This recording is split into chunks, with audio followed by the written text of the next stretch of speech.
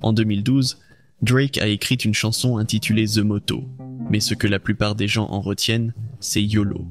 YOLO est une invitation à vivre le moment présent, à profiter de la vie et à ne pas trop t'inquiéter du lendemain. Car en fin de compte, on ne vit qu'une fois. Si Drake a certainement popularisé la devise, il n'a pas été le premier à l'utiliser, et il n'a certainement pas été le premier à avoir l'idée de profiter des plaisirs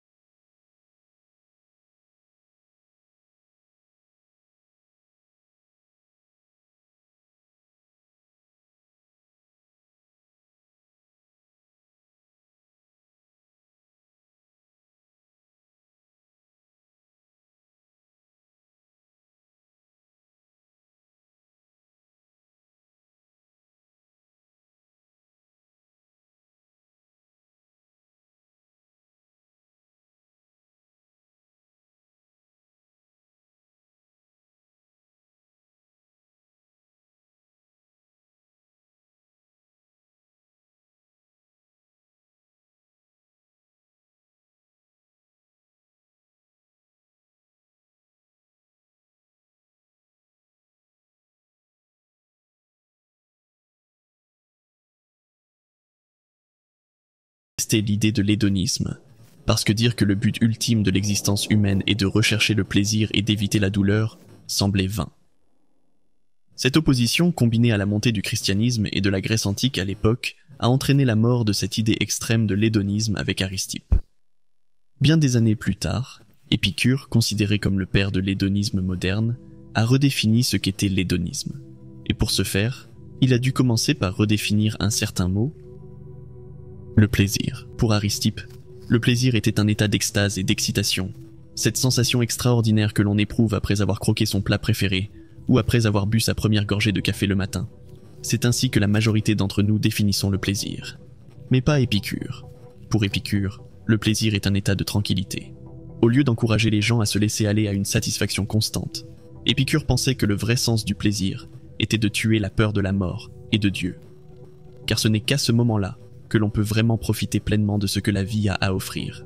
Quand Aristippe encourageait simplement les gens à rechercher le plaisir, Épicure pensait que tous les êtres humains faisaient tout pour obtenir du plaisir et absorber la douleur. Il ne l'encourageait pas, car selon lui, c'est de toute façon notre état naturel. Pour défendre ce point de vue, Épicure nous invite à regarder comment les bébés perçoivent le monde qui les entoure. Ils ne comprennent pas encore vraiment comment le monde fonctionne, mais ils comprennent deux choses. Quand quelque chose est bon, et quand quelque chose est mauvais. Lorsqu'il se sent bien, le bébé est joyeux et heureux. Il sourit et gazouille. Quand il se sent mal, il pleure parce qu'il veut que la douleur cesse, et qu'il revienne à l'état de plaisir, tout simplement. Je suis sûr qu'à ce stade vous vous dites, si nous recherchons tous uniquement le plaisir, alors qu'en est-il des actes désintéressés? Des actes qui sont accomplis uniquement parce qu'ils sont vertueux ou utiles pour les autres, et non pour nous-mêmes. Comment les décrire? Eh bien, dans les idées hédonistes, c'est simplement parce que ces actes donnent aux gens un sentiment d'héroïsme, qui finit par être traité dans le cerveau comme une sensation de plaisir. Au fond, c'est toujours le plaisir qu'ils recherchent, mais pas celui auquel nous pensons. Selon les enseignements hédonistes, il existe deux types de plaisir. Tout d'abord le plaisir mobile, puis le plaisir statique. Le plaisir mobile se manifeste lorsque vous êtes en train de satisfaire un désir. Quand on a faim, on mange.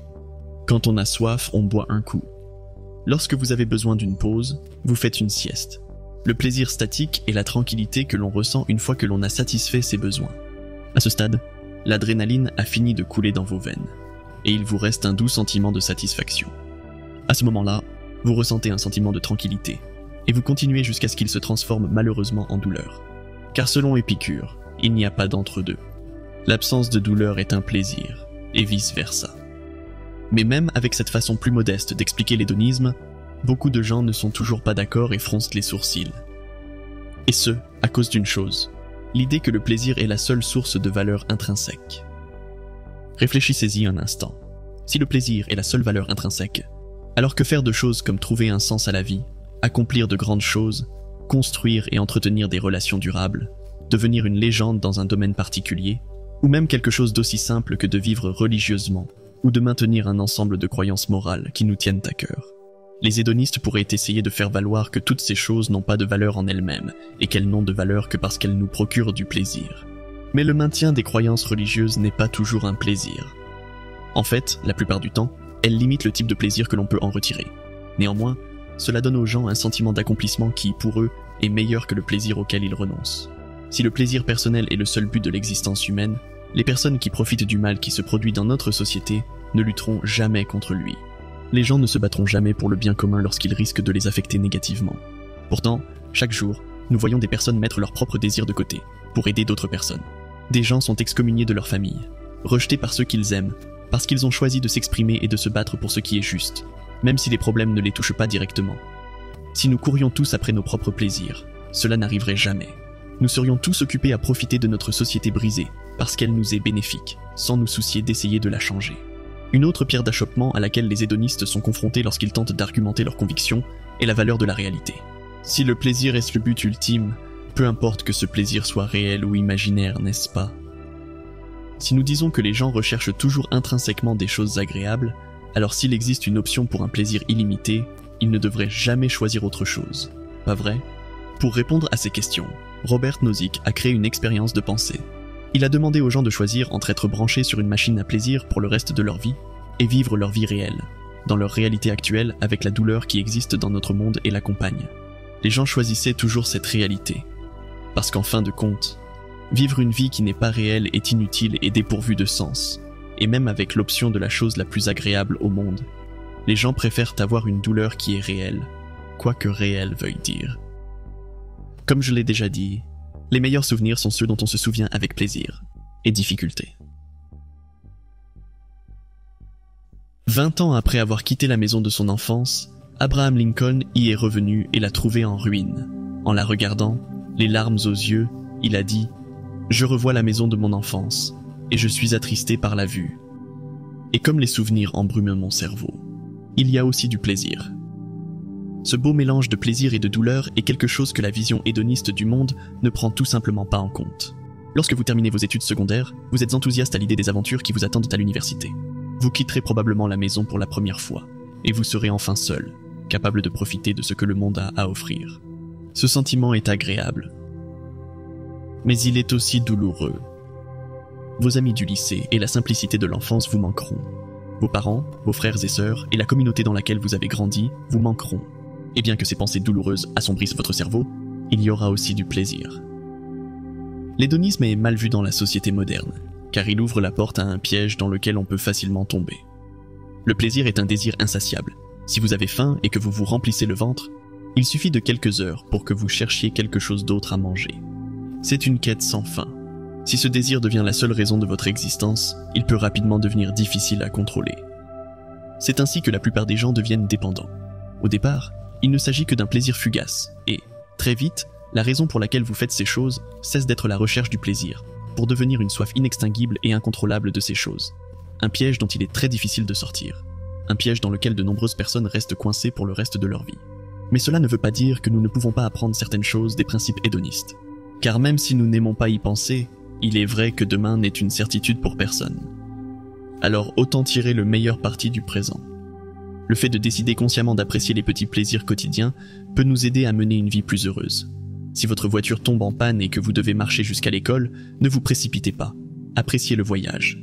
Marchez avec un ami, plaisantez avec lui et séparez-vous toujours sur une note positive. Envie d'une tasse de café ? Rendez-vous dans votre café préféré et commandez votre boisson préférée. Vous l'avez mérité. Vous n'avez pas besoin d'attendre d'être à la retraite pour commencer à récolter le fruit de votre travail. Prenez des vacances. La promotion peut attendre quelques mois de plus. Restez 1 heure de plus au téléphone avec vos amis. Manquer 1 heure d'études ne vous fera probablement pas échouer. Car même si la recherche du plaisir n'est peut-être pas le but ultime de l'existence humaine, elle en vaut certainement la peine.